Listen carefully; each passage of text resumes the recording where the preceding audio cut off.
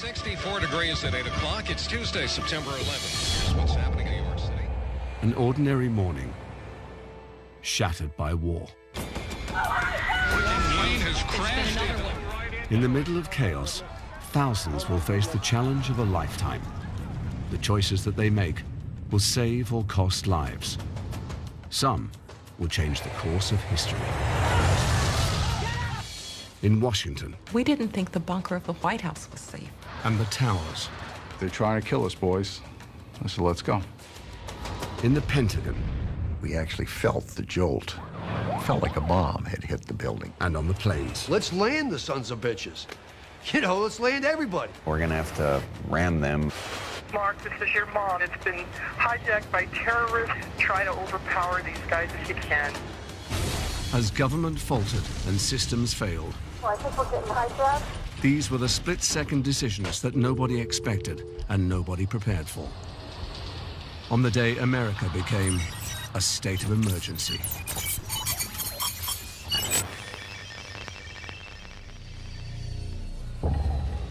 At airports in Washington, Newark, and Boston, 19 members of Al-Qaeda prepare to commit mass murder. Their weapons, pocket knives, passenger jets, and most of all, surprise. The US government suspects nothing. That Tuesday, September 11th, was like any other Tuesday morning. It was only unusual in that the president was going to travel to Florida. I went in to see the president, and I thought that he would be having an easy day on September 11th, 2001. They had the CIA briefing, and then we piled into limousines and went over to the school. I had a breakfast, and I went into my office next door and sat with my CIA briefer, who every morning would come over and brief me on the latest intelligence. But intelligence has been missed. American 11, Boston. 8 a.m. American Airlines Flight 11 takes off from Boston, bound for Los Angeles. On board is Betty Ong, a flight attendant for 14 years. She must decide how to respond to the first hijacking of the day. American 11, climb maintain level 290. American 11. 15 minutes after takeoff, Betty faces a crisis that all flight attendants are trained for and dread. 5 men take over the plane. Standard airline practice is comply with hijackers because they will land and begin negotiations. This advice was never designed for suicide attacks.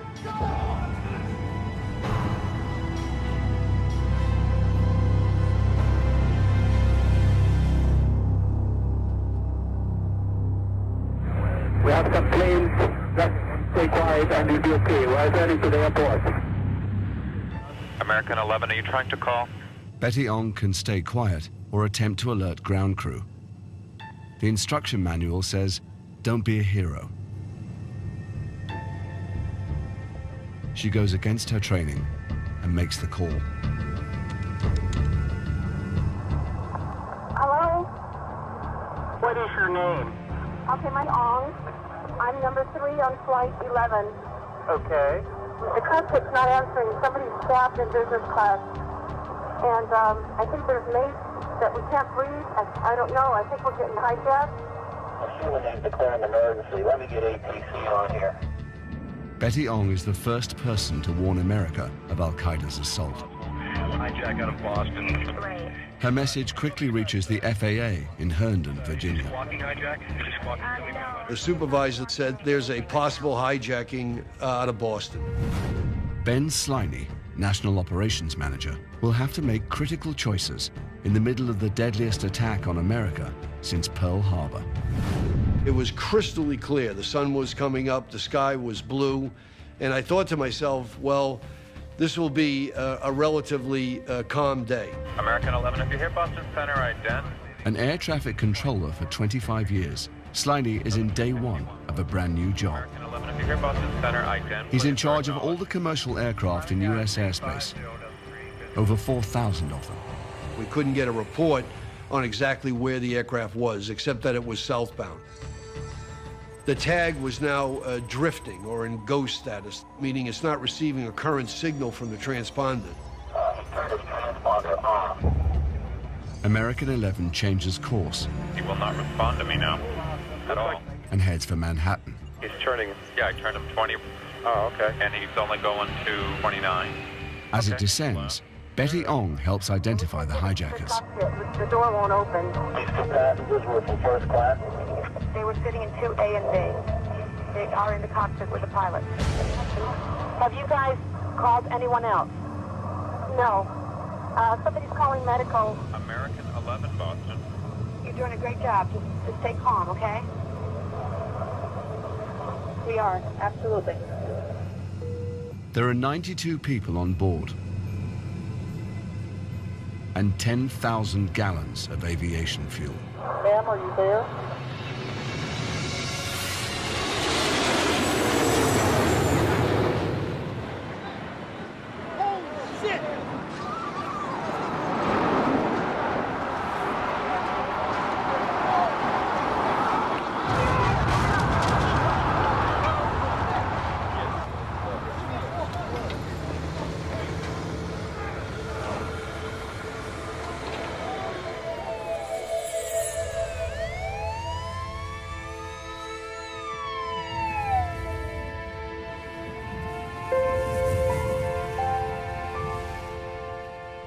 What's going on, Betty?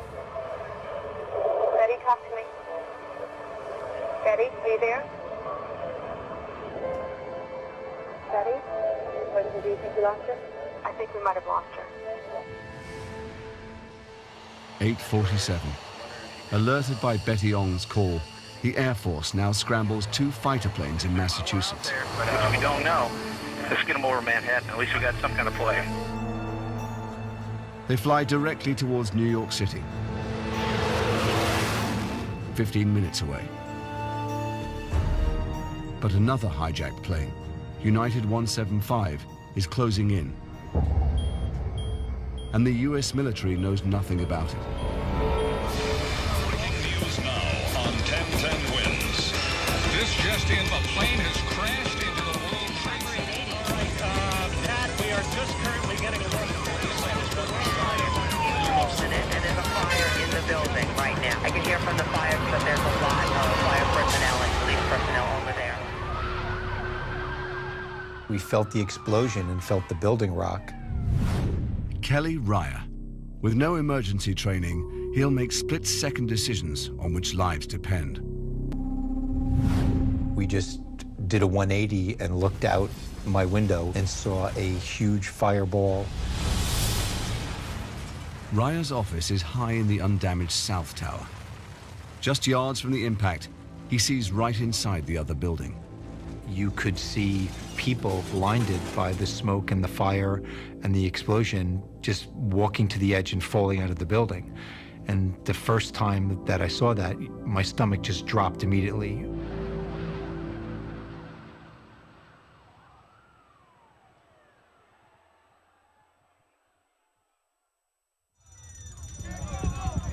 Ryer begins to evacuate. But on the 78th floor, he thinks again. It was a choice to go up or go down. I wanted to go up to get the things I needed if we were going to be out of the building for an extended period. So I made the choice to go up and stepped in the elevator. The doors were just closing.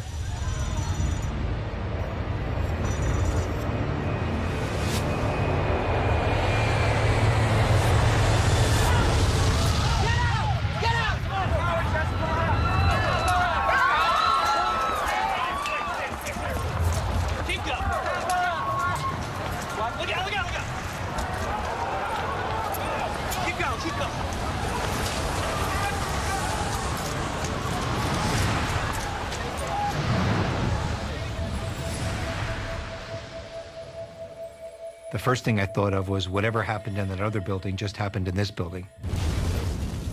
This is the moment of your death.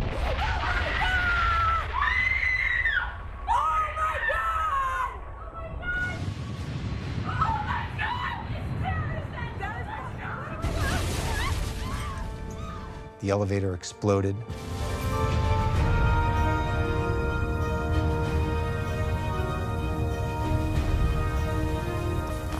The flames are coming through, they're singeing my hands. The air is getting hotter and hotter. It's filling up with smoke. I'm having difficulty breathing. If I don't get out of this elevator fast, I'm gonna die. Another plane just hit. 9:03. United 175 has just hit the South Tower. Its left wing carving straight into the sky lobby where Kelly Ryer was standing seconds before. All over the world, millions see it live on television. You saw a plane? Yes, I just saw into the building.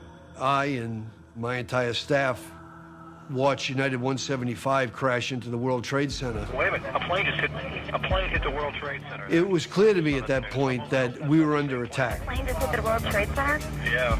It's on the news? What we had in the sky were a series or several uncontrolled missiles. We just had a report of the second aircraft, and I don't know what you all need to do, but I've already got put people on standby. It was the job of me and my entire staff to figure out how to deal with this situation, how to gain control over those aircraft. 3403, we're checking in 8,000. Grounding planes will reduce the threat, but grounding them all is unprecedented.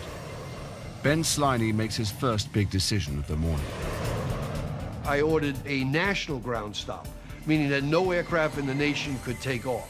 Stop all traffic. Stop all traffic. Stop all traffic. We'll take your things. Stop all traffic. The aircraft hit. They're grounding all aircraft at this time. But there are still thousands of planes in the air. Al-Qaeda has already hijacked one of them, American Flight 77, and aimed it at Washington, D.C. And Sliney's order comes too late to prevent United Flight 93 leaving Newark bound for San Francisco, with 4 Al-Qaeda members on board.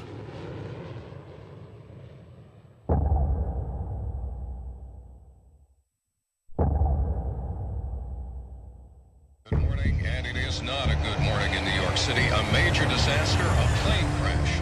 It's been another one, Carl. Yes, he hit building number 1. The other building. Went into just hit the side 2 of the planes, World Trade Center. 2 attacks. America is in a state of emergency. Key decision makers are span the country. They'll struggle to communicate all morning. 9:06. President Bush is visiting a school in Florida. He's with 16 children and the White House press corps.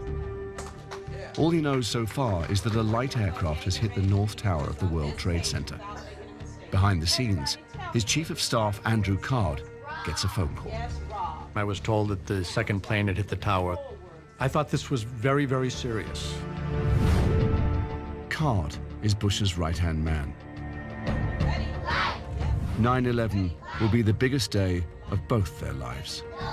I was facing a test that chiefs of staff have to face. Does the president need to know? The answer was obvious, yes. I opened the door to the classroom. I wanted to be very efficient with my words. I did not do anything that would invite a question. I was not looking to have a discussion, and I was trying not to stand in the spotlight very long. And there was a break in the conversation at the front of the classroom, and I walked up to the president, and I leaned over and whispered into his right ear. A second plane hit the second tower. America is under attack. Let's clean that up. Get ready for the butt. Get ready. George Bush will be criticized for his delayed reaction. But at least one man in the room is pleased by it. I was glad the president didn't bolt out of his seat or do anything to introduce fear to those young kids. I'm glad he did nothing to demonstrate fear to the media that would have translated it to the satisfaction of the terrorists around the world. Instead, he completed the obligation that he had in the classroom. Thank you also very much for showing me your reading skills. I bet they practice too, don't you? Oh, yes. That's a requirement. Homework, reading homework. Reading more than they watch TV? Oh, yes. We were able to get the crew back on Air Force One, get the Secret Service to turn the motorcade around. We were able to get some remarks drafted for the president to make to about 1,000 people who were gathered in a gymnasium just on the other side of the classroom. Thank you, Press. If you can step out the door we came in, please. Mr. President, are you aware of the reports of the plane crash in New York? Is there anything? Talk about it later. Thank you all. People only know me because I whispered in the president's ear. I wish that no one had to whisper in a president's ear the way I did. Someone trapped on the 104th floor. 104th floor. 25 to 30 people. Sir, if you can get out of the building, then get out of the building. If you can't, just open up windows and sit tight. It's going to be a while. 9:07. Thousands of workers are trapped in the World Trade Center. The lucky ones stream out of the lower floors. Hundreds of firefighters are going into the towers. We didn't hear about it, we heard it. Jay Jonas, Battalion Chief, Ladder 6. His choices inside the tower will decide the fate of 7 lives. It was the most dramatic thing I ever saw. And if you looked at the holes, they looked like the shape of an airplane. And you saw smoke and fire coming out under pressure. And the first thing I thought of when we were coming across is, oh my God, there's a lot of people that need our help right now. There's people that are trapped and they can't get out. The World Trade Center just blew up. Yeah, we got it. We're on the way. Explosion. Yeah, we got it. Do not leave. Okay, there's a fire or an explosion or something in the building. A fire high in a skyscraper is a firefighter's greatest challenge.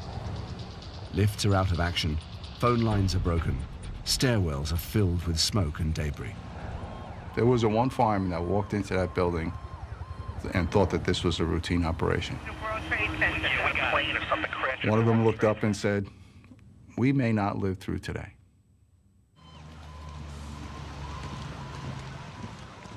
And we just looked at each other and we acknowledged and we said, you know what? You're right. We shook each other's hands and wished each other good luck. I said to them, I said, "They're trying to kill us, boys." I said, "Let's go." And to their credit, every one of them says, "Okay, Cap, we're with you." Okay, we don't know what's going on right now. We just got there. Unless you're reporting... Each firefighter carries 100 pounds of protective equipment and tools. The nearer they get to the fire, the hotter it gets in the stairwell.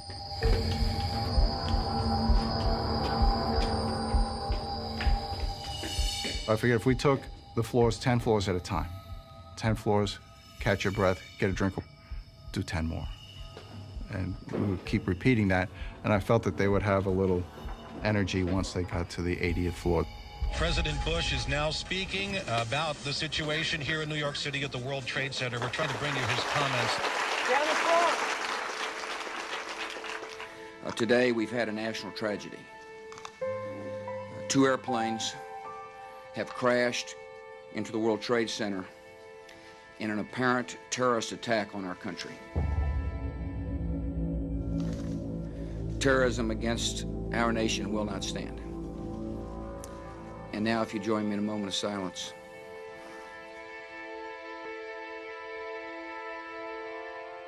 May God bless the victims, their families, and America. Thank you very much. Chief of Staff Andrew Card's priority is to get Bush to a place where he can run the country. We were anxious to get the president into a safe place where he could communicate with the people he had to communicate with, and the best place to go was Air Force One, and we were anxious to get him there and get up off the ground. The decision carries risk. There was speculation that someone had used the code name for Air Force One, and that the plane that the president would be flying on was somehow a target and might be subject to an attack. And we were rushing to get into the air so that the plane would not be a target sitting on the tarmac. I didn't know what other attacks are coming. The 78th floor of the South Tower has taken a direct hit. Just a few yards from where the plane's wing tore into the building, Kelly Ryer is trapped in a burning lift. I got as low as I could, put my foot on the side of the elevator. I took my briefcase and started to yank the door as hard as I could. And I have to get it out of this elevator within seconds, or there's not going to be any air to breathe here.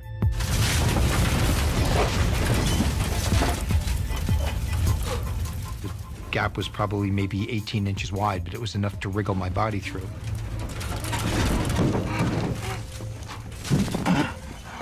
First thing I saw right in front of me was a dead body with no head, just a spinal cord sticking out of the neck.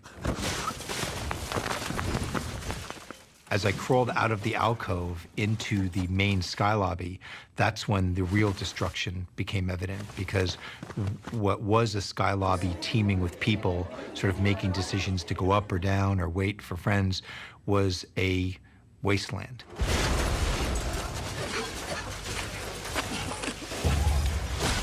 It was complete destruction. There was almost an eerie, destructive quiet filled with smoke, moaning, and bodies. Choosing to get into the lift when he did has made Kelly Ryer the luckiest man on the 78th floor. The elevator shielded me from the blast, so if I had waited 5 or 10 seconds, I would have been standing naked in the alcove when the blast and the glass and the explosion came through, and probably would have perished. If I had been 5 seconds or 10 seconds earlier, I would have been in the elevator up in between floors, and I never would have been able to get out of the elevator. And now he's faced with a new challenge. One of the assistants who I work with appeared right in front of me out of the smoke. Her name was Donna Spira. She was terribly injured. So I took my shirt off and tied it around her wounds. I remember saying vividly to her, I guess God wanted us to live. Donna's survival depends on Kelly helping her evacuate, but it's 78 floors to safety. Over Kennedy. 9:24. A superpower is under attack, and its military struggling to react. A pair of F-16s, scrambled to protect Washington, fly out to sea, away from the source of the danger. Their pilots are following Cold War protocols, designed to stop Soviet bombers, not Al-Qaeda hijackers. Civilian air traffic control is floundering too. There are still 4,000 planes in the skies, and no one knows how many are in Al-Qaeda's hands. Lost American 77. Okay, 77. American 77. They lost radar with him, they lost contact with him, they lost everything, and they don't have any idea where he is or what happened.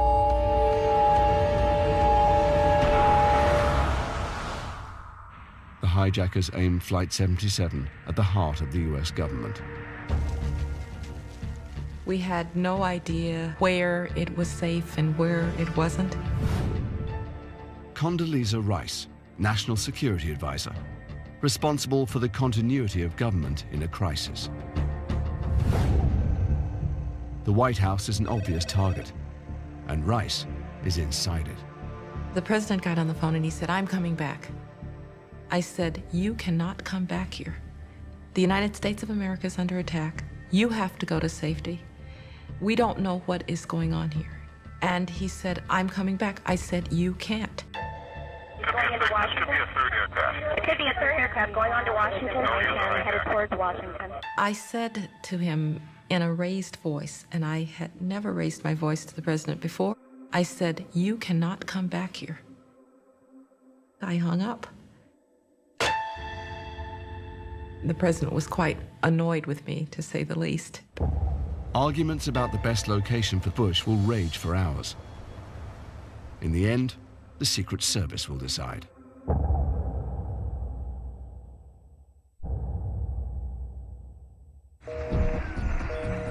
As the crisis mounts, communication systems are failing at the heart of government. The number of cell phones that were used to communicate the most sensitive information. If the terrorists were monitoring our communications, they would have heard a lot on cell phones. President Bush's secure telephone stops working. He's forced to borrow an unsecure cell phone. The president was trying to track down Secretary of Defense Donald Rumsfeld. I was trying to help track him down, too. It wasn't just the president. There were others trying to track him down. I tried to reach Don Rumsfeld. He was needed in the command center, and I couldn't. Oh my goodness. Oh my goodness. I looked behind me. There is smoke pouring out the Pentagon. And a plane had hit the Pentagon. We don't know whether this is the result of a bomb or whether it is yet another aircraft that has targeted a symbol of the United States power, but there is smoke pouring out of the Pentagon. We actually felt the jolt from the airplane hitting the Pentagon. Donald Rumsfeld, Secretary of Defense, tries to organize a military response while his own headquarters is under attack. It felt like a bomb had hit the building. I mean, the table shook. The whole building shook from the impact of that. 300 yards from the explosion, Rumsfeld decides to see the damage for himself. I was told where it was and immediately ran down the hall, went down the stairs, and smoke was coming in, filling the halls to a point that you couldn't proceed inside the building. You can even walk around us. 10% of the jet's fuel ignites on impact. As the remaining 9,000 gallons burn, they flow through offices and corridors, setting fire to everything they touch. There was a giant whooshing sound through the building. Chris Brayman, former U.S. Ranger, chooses to break the rules to save many lives. My office kind of moved. The window cracked from the compression coming through. I gained composure. I said, "Got to get out, everyone get out, get out, get out." There was a man struggling, carrying a baby. I grabbed the baby from the man's arms and I ran with explosions going on the left-hand side. Donald Rumsfeld is surveying the crash site, surrounded by injured staff. I got down there very early, and there were people helping people out of the building. The fire department and the ambulance services and the police departments had not arrived yet from the county. It was a terrible sight. Pentagon got hit. You heard that? What? Pentagon just got hit. Pretty serious. Apparently it's pretty serious. Rumsfeld has to choose: head for the command bunker or help the wounded. When the building is burning and people are killed and people are trapped and people are trying to help them out, you don't immediately think, well, what ought the United States of America do about this? You instead think about the individuals. I stayed down there, a matter of minutes, and helped with one stretcher with somebody. Dozens more wounded are trapped inside. Accountant Sheila Moody is one of them. I heard the sound of the airplane engine. The fireball passed by me. The heat was so intense. My hands are burning. There were voices, there were screams, there was moaning, and then there was just silence. The most damaged section of the Pentagon is set to collapse. The fire chief gives an order: stop all rescue attempts. No one is allowed back inside. All I could hear is the echoes of screaming in my head. Just, help, help, or people screaming, and you can't get to them. Chris Brayman has a choice: accept the fire chief's orders or not. All I remember is seeing an image in the window, standing there like this. I just reacted, and I just kept saying, we gotta go, we gotta get back in. There were people dying in there, and I had to get back in, at any cost. With no oxygen or protective clothing, Brayman enters the burning building. Each of us are called to do something, and we're tested. We don't know what we're capable of doing until you're put in that situation.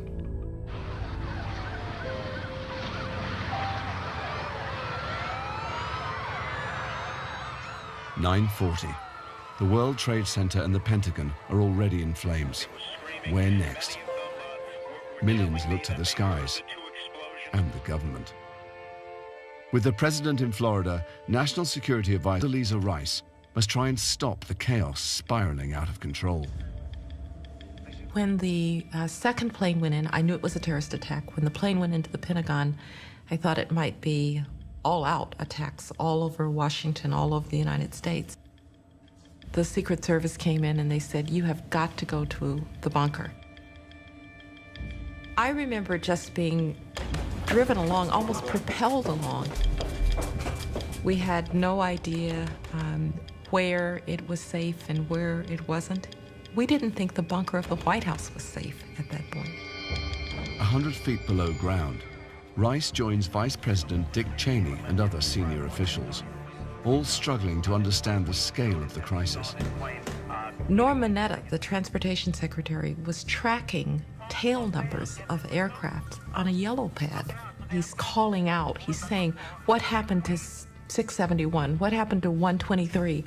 And he's trying to make sense of what's going on. My first thought was, get a message out to the world that the United States of America has not been decapitated. These pictures must have been terrifying, and that it must have seemed that the United States of America was coming apart. My test was to keep my head about me and to make certain that people around the world didn't panic. Rumors of new hijacks overwhelm civilian air traffic control and the Air Force. Gosh, another one to Las Vegas. We're not doing so good right now. Yeah, I know. And we were receiving reports of other aircraft in the air that were either squawking hijack or were not responding properly, or in some cases were simply not responding at all. The Air Force holds no flight plans for civilian airliners and has no idea which planes are off course or hijacked. Okay, doesn't help us. We can't interrogate. I got it. Sorry. Despite all of the sophisticated command and control, sophisticated equipment that we had, at that moment, much of it didn't function very well, and people instead did whatever they could to communicate messages. And frankly, we then had to make it up. The western section of the Pentagon is about to collapse. Chris Brayman has chosen to go back inside, searching for survivors. We couldn't see anything. It was just pitch black. Fire and heat were coming out of there. It felt like an instant sunburn going in. And we could barely breathe. To the right of the point of impact, the bodies were in basically pieces. There were just human remains everywhere. Sheila Moody is trapped in the accounts department. I'm looking around and I'm trying to find a way out. I climb up on some debris and I take my hand and I bang it up against the window to see if I could break it, but it was hopeless. It was too thick, so we're just trapped. And I called out to Jesus and I was just like, God, Jesus, you have got to help me. We just kept kneeling down and going through the different areas with the smoke billowing across. And I kept yelling, come to our voice if you can hear us, and you could hear people scream. It felt like hell, combat. The smells, the screams, injured soldiers going in. The only difference was I could not shoot back. And then I hear a voice calling, is there anybody in here? And I called back to him, I said, yes, we're here. He says, I can't see you. I said, I can't see you either. I said, but we're in here. And with that one, with that last call, I couldn't breathe anymore. I'm doubled over, I'm coughing, and a voice in my head just said, clap your hands. There was a woman on the ground clapping. I didn't hear her clap, I just saw motions. And in that split second, I just reached through the billowing clouds and I grabbed this woman. Just minutes after Brayman pulls Moody free, the southwest wall collapses. 125 people die inside the Pentagon. Chris Brayman's choice to re-enter the building saves Sheila Moody's life. For this and 2 other rescues, he receives the Soldier's Medal for Bravery. It's fight or flight syndrome. You're either going to go in and fight or you're going to run. And on that day, I chose to stand and fight.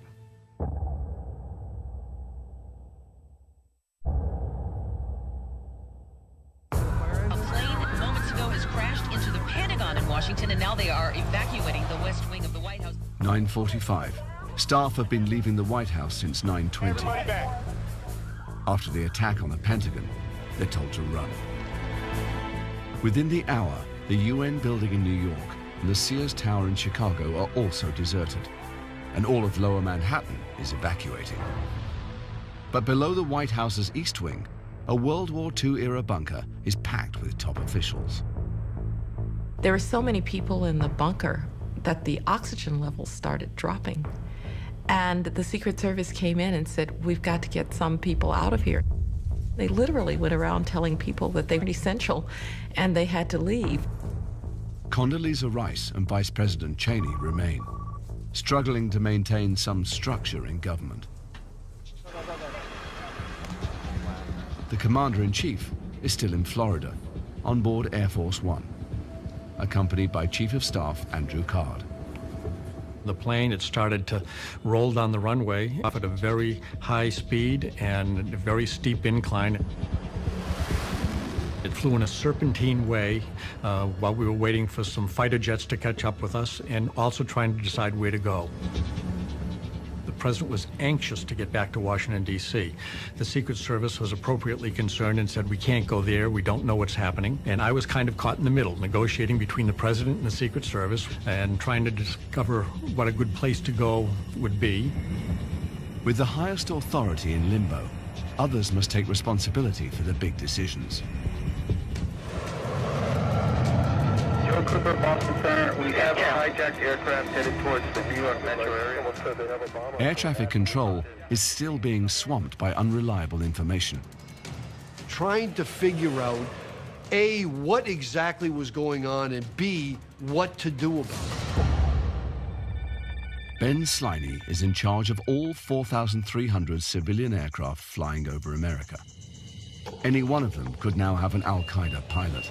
All I can picture is planes flying out of control. Sliney has already stopped all new flights taking off. But the chaos in the skies requires a more dramatic solution, and the biggest decision of his life. Let's land the sons of bitches. You know, let's land everybody. Get everybody out of the sky.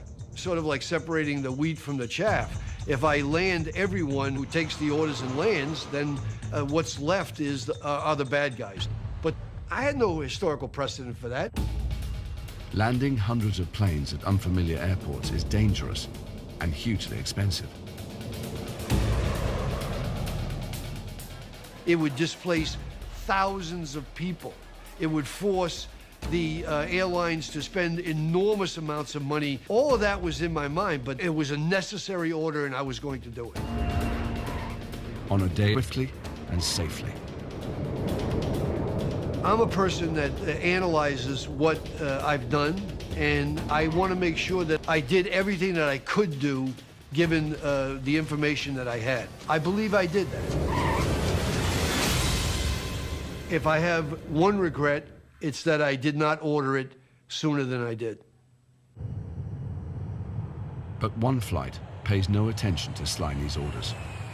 United 93. I heard it sounded to me like a struggle.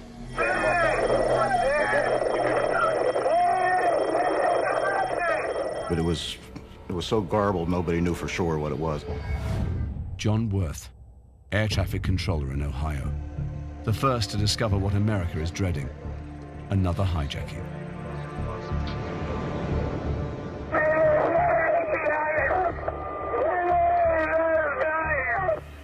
United 93, Cleveland, do you still hear the center? I hollered at the desks and told them that we had a problem. I think it's this United 93. I would like to all the remain CDF, one more board, and we are going to back to the airport, and we have our demand to remain quiet. United 93, understand, have a bomb on board, go ahead. We had no idea where he was going to go. Was he headed to Chicago? Was he going to strike Cleveland? And at that point, I thought there's a nuclear plant right on the shore of Lake Erie. Worth raises the alarm, but the military is chasing other threats. One is a Delta flight that's not responding. You got anyone after that Delta flight? Yes, sir. Delta Airlines 89er is a hijack headed. It is in your sector currently right now. I said, no, I don't think it's the Delta. They said, well, are you sure? I said, I'm pretty sure it's this United. United 93 turns towards Washington. At that point, I thought, where's President Bush? Where's Air Force One? And where the heck are the military? It won't be the military that saves Washington. I answered the phone, and it was Tom. Dina Burnett. Her husband Tom is on United 93. Together they'll face one of the toughest choices of the day. I said, Tom, you're okay. And he said, no, I'm not. I'm on United Airlines Flight 93, and it's been hijacked.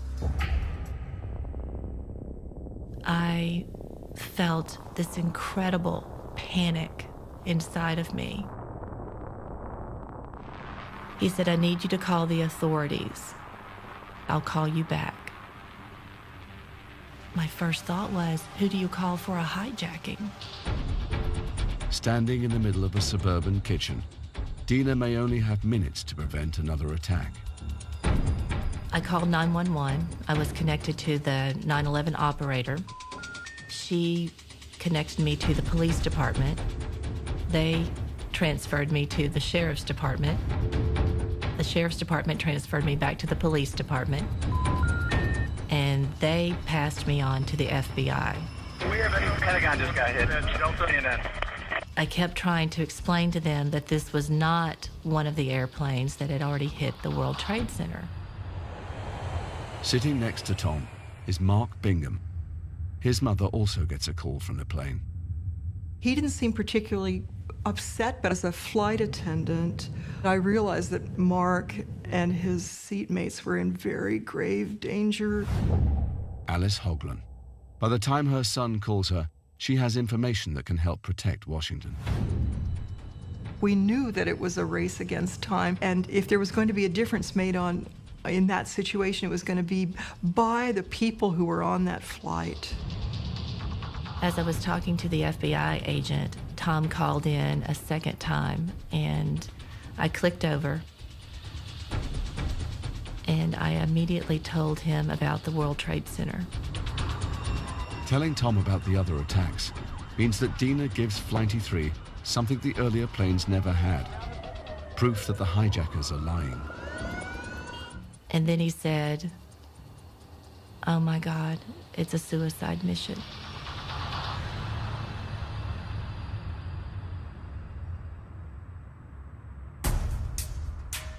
Air Force One is still circling over Florida. President Bush is safe, but noticeably absent. To have the president as the one who could comfort the American people and let them know that the world wasn't coming to an end was a real disadvantage to have him out of Washington at that moment. The president must eventually land somewhere. The Secret Service chooses where. Fortuitously, there was an Air Force base in Indiana that was in the middle of a nuclear exercise, the highest level of security, and that made a wonderful spot for us to go. But we were not running away, and in fact, he was anxious to get back to Washington. Al-Qaeda almost killed Kelly Raya, but he's alive and battling back, helping his colleague Donna Spera evacuate.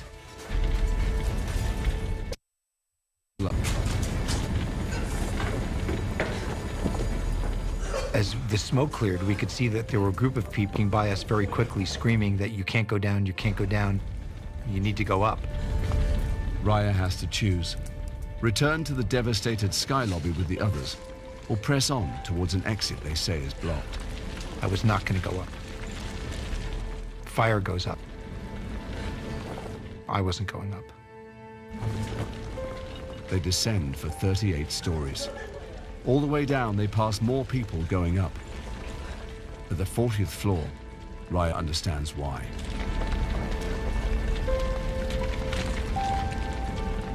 It looked like perhaps an elevator had come through the stairwell. The walls had collapsed. The beams were down. Faced with the choice to go back or not, I just had an immediate sense of survival. We realized that if we moved some of the beams from the floor onto the banister, we could create a little triangle area with sheetrock on the stairs that we could slide down. Donna was pretty badly injured. I wouldn't let her stall or stop on the stairs. I said, we are going to get out of this building, and if I have to throw you over my shoulder and carry you, we're going to get out of this building. After 78 stories, Kelly and Donna escape. His decision to follow his instincts and not the advice of frightened people on the stairwell has saved both their lives. And the minute we came out, a U.S. Marshal came up and just scooped Donna out of my arms.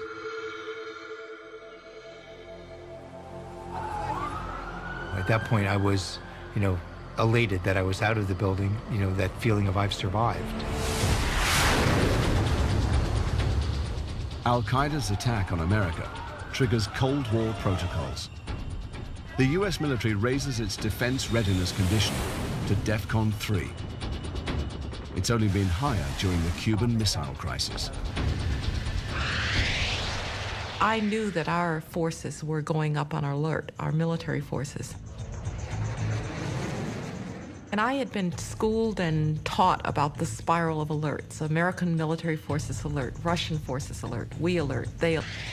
And pretty soon, you're at DEFCON 1 and near war just on the basis of alerts.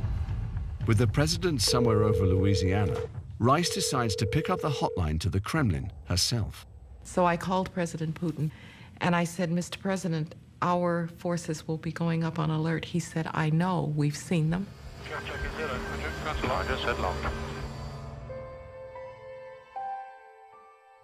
Ours are coming down. We've canceled an exercise. You don't have to worry about us. Is there anything else that we can do? And for one moment, I had this moment of reflection. I thought, the Cold War is really over. It's really over.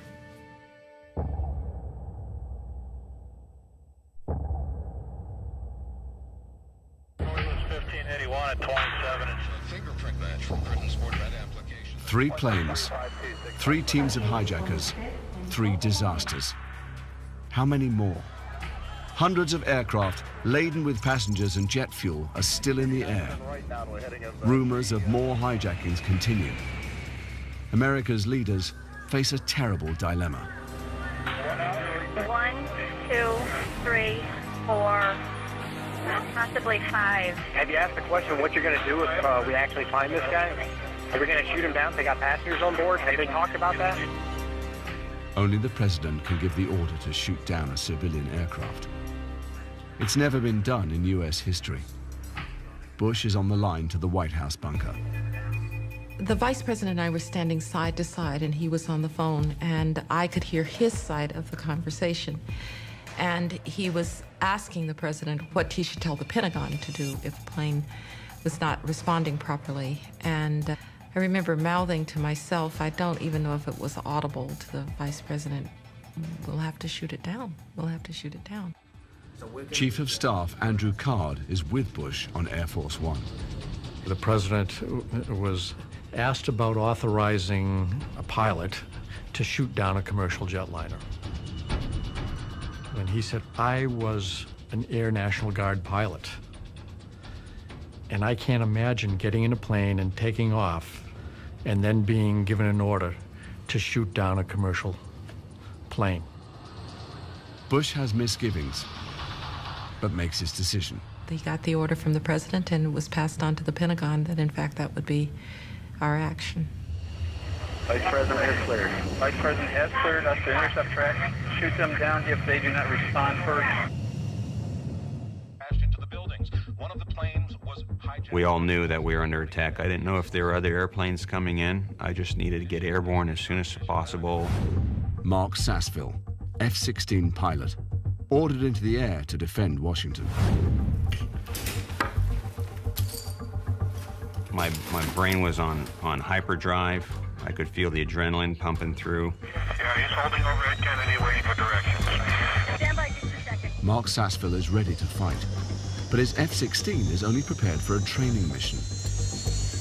We didn't have time to put missiles on the airplane. All we had was the internal gun, and the type of bullets that were in the internal gun were training rounds, which don't explode on impact.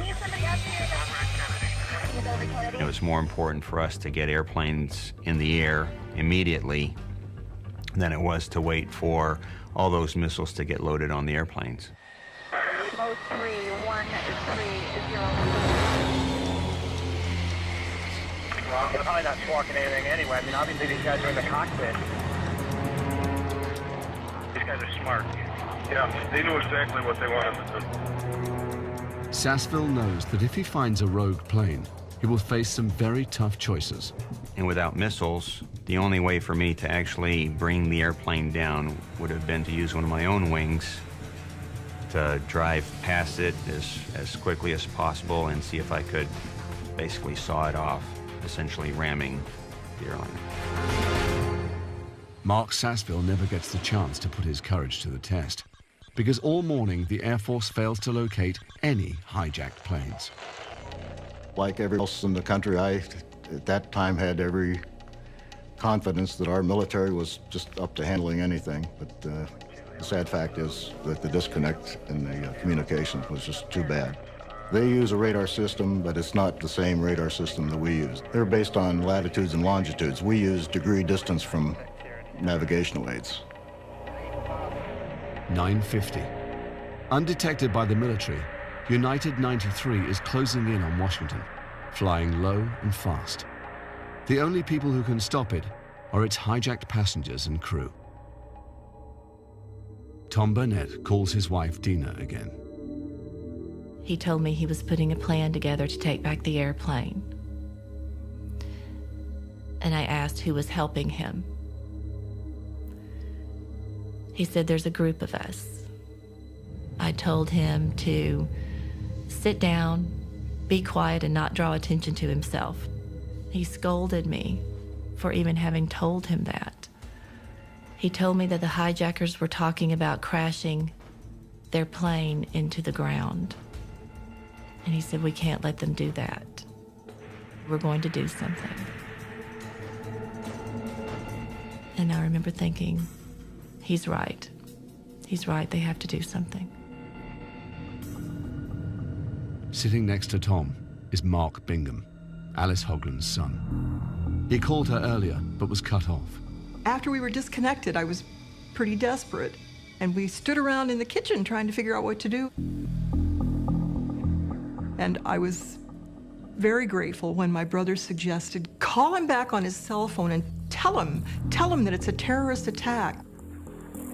Tell him that he's got to get control of the airplane. He's got to fight with the other people that are there because there's not going to be any help coming from the ground.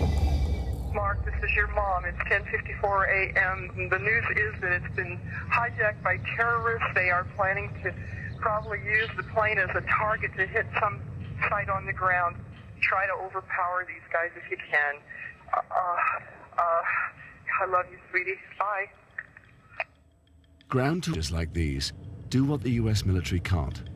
They get decisive and timely information into the hands of people who can do something about it.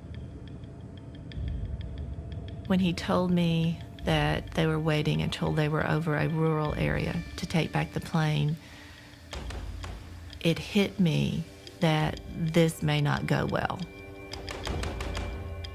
and that he knew this may not go well.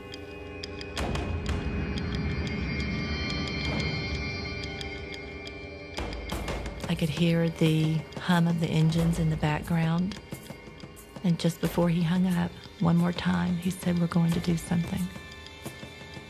And he hung up the phone. I held on to it for hours. thinking he would call one more time.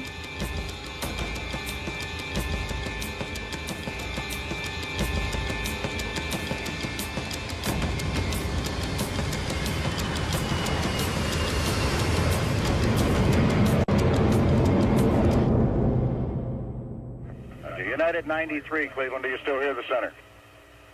United 93, do you still hear Cleveland?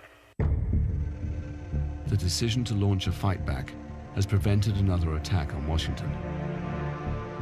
But when America's leaders hear about the crash, they assume that their Air Force is responsible. Everyone in that room thinks that perhaps it's been shot down. I got on the phone with somebody at the National Military Command Center, and I can't to this day tell you who it was. Just saying, you must know whether or not you've shot down a commercial airliner or not.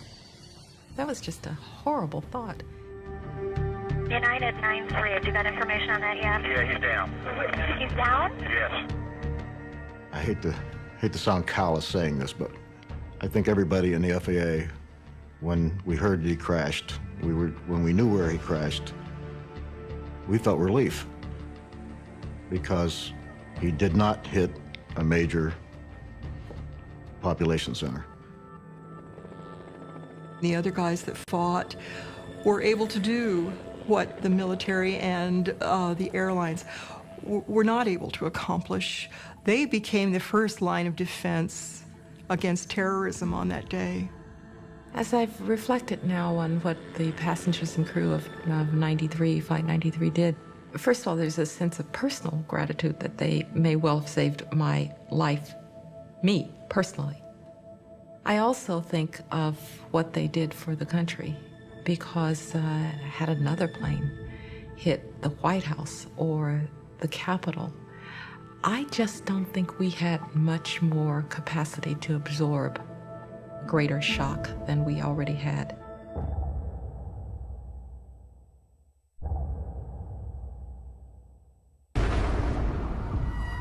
(9:55). Lower Manhattan is a war zone. An army of firefighters is at the scene. We want the attention of all New York City firefighters. A total recall is in effect. All firefighters and officers should report to duty. You are needed.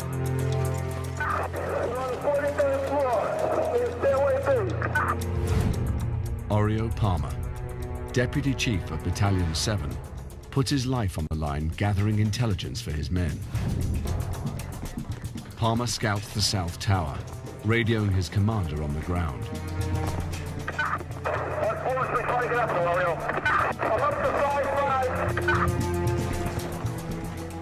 Oreo climbs, determined to get to the crash site. Around him, two gigantic steel skeletons are at breaking point.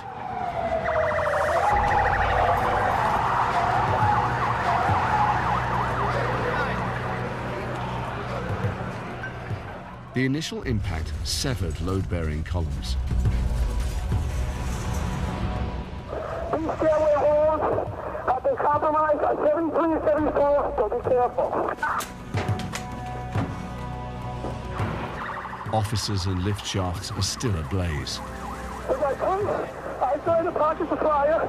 We should be able to knock it down with 2 lines. Floors start to sag, pulling perimeter columns inwards.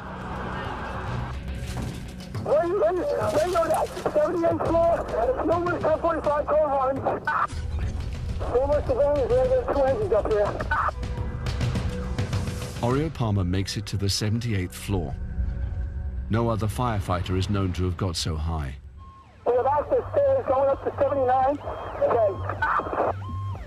I'm on my way up, Oreo. As the perimeter columns bend, the ceilings they support begin to fall. One floor drops, then the next, triggering a pancake collapse.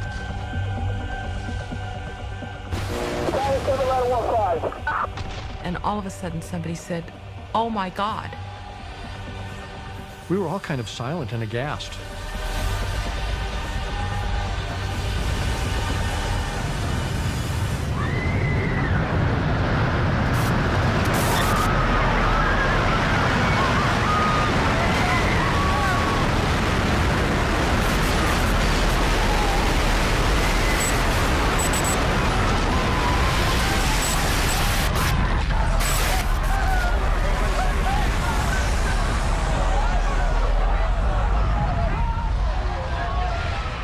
building was approximately 1,500 feet high.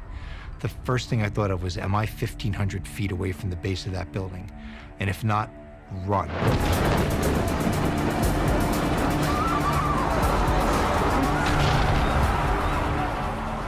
500,000 tons of steel, glass, and concrete surged towards Kelly Raya.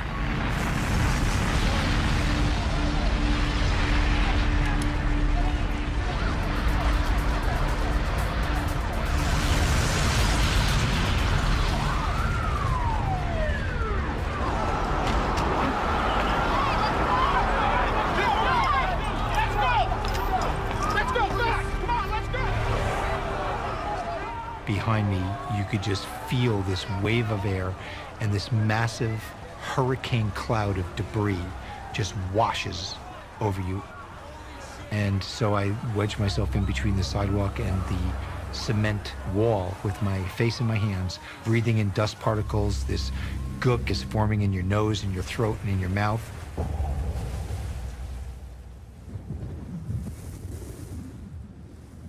First, it's so black initially that you can't see anything.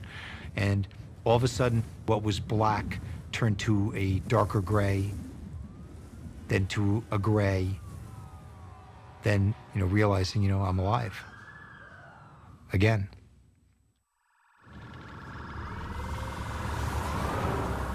Maybe there'd been a little bit of hope that you were going to be able to rescue people. Even if the floors where the plane had gone in, you couldn't survive that, people could get out. But suddenly realizing that a lot of people weren't going to get out, that was really, really terrible. Billions around the world now stare at the North Tower with a sense of inevitability. Jay Jonas and his 5-man crew are on the 27th floor.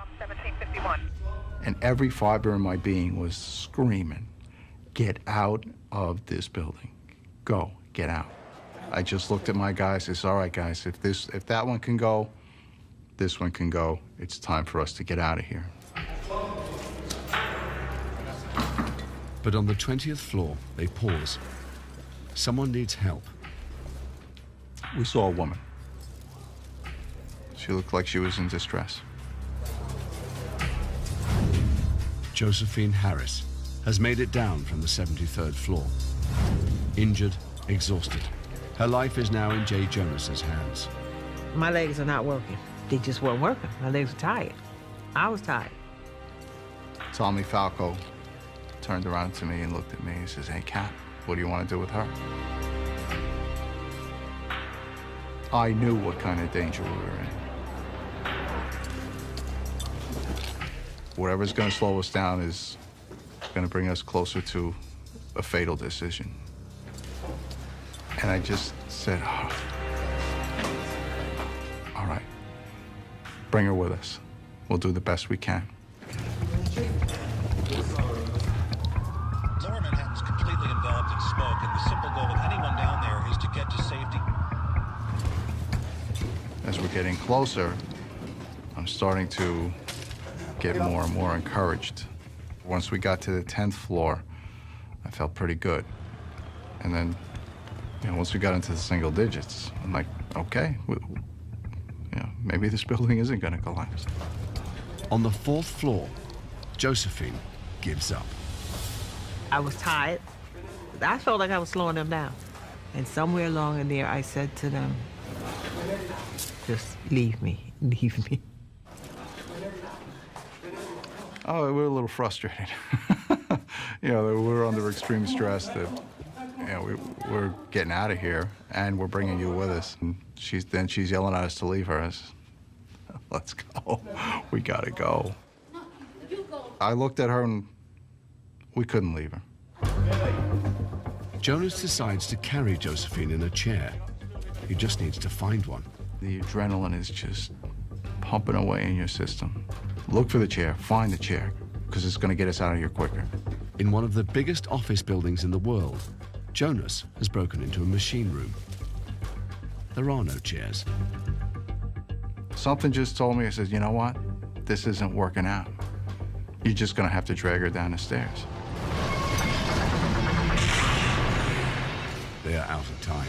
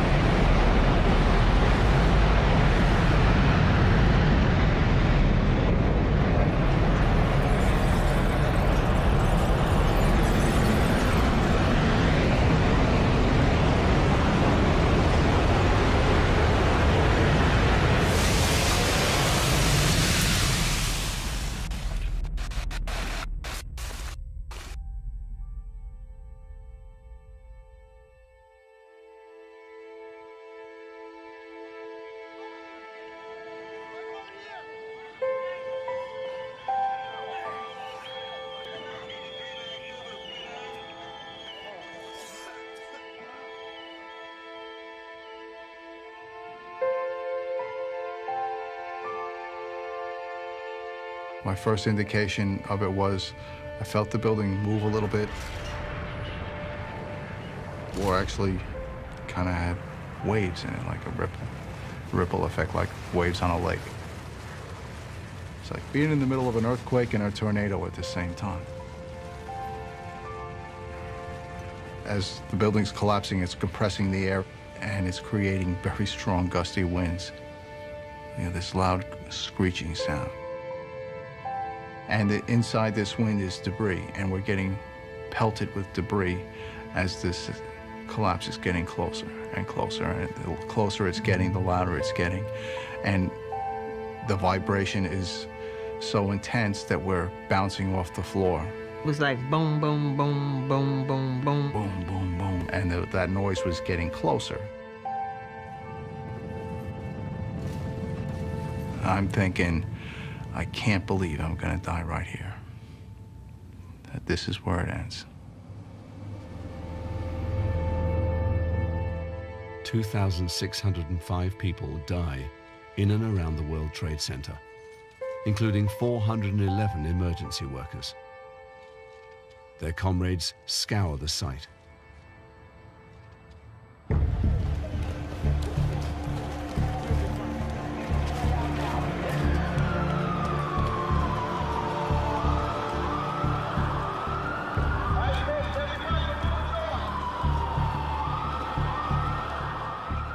Faint radio noise makes it through the rubble. Unit with an urgent, go ahead.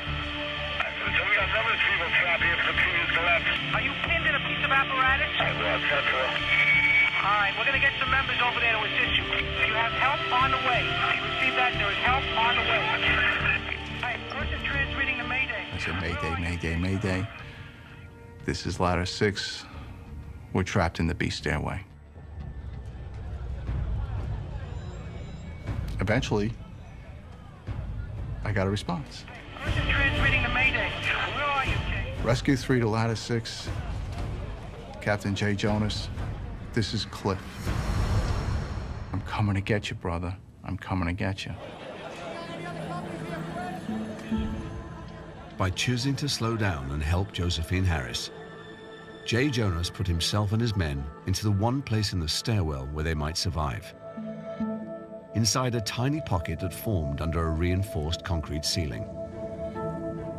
All of them are still alive, and so is Josephine. There was a fireman that came in. He was very, very tall, like a giant. And I'm looking up at this fireman and says, "You're a fireman? You should be a basketball player." They put me in the basket. I had my pocketbook. And he says, "She's not let go of that pocketbook." And I said to myself, "No, because my keys are with me, and I'm going home." Thousands of choices, big and small, changed lives on 9/11. Those who made them will be marked by the day forever. Yeah, you look down that list of people who did die that day, they were in the wrong spot. Yeah, we happen to be in the right spot.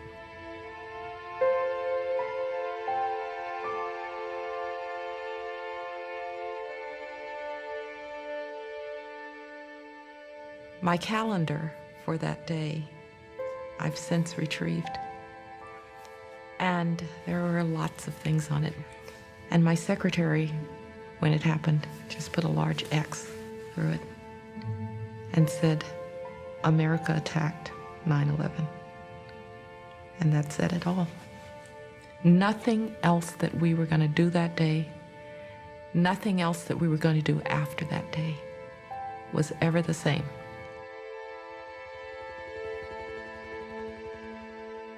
To pass on the information that needed to be passed on, that was just a matter of calming myself down.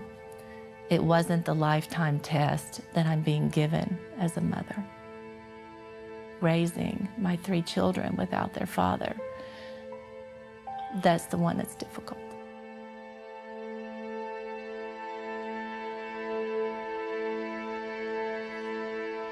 Live coverage of the London 2012 Paralympics is continuing over on Channel 4 now, and they've got the men's 400 metres coming up just before 10 o'clock.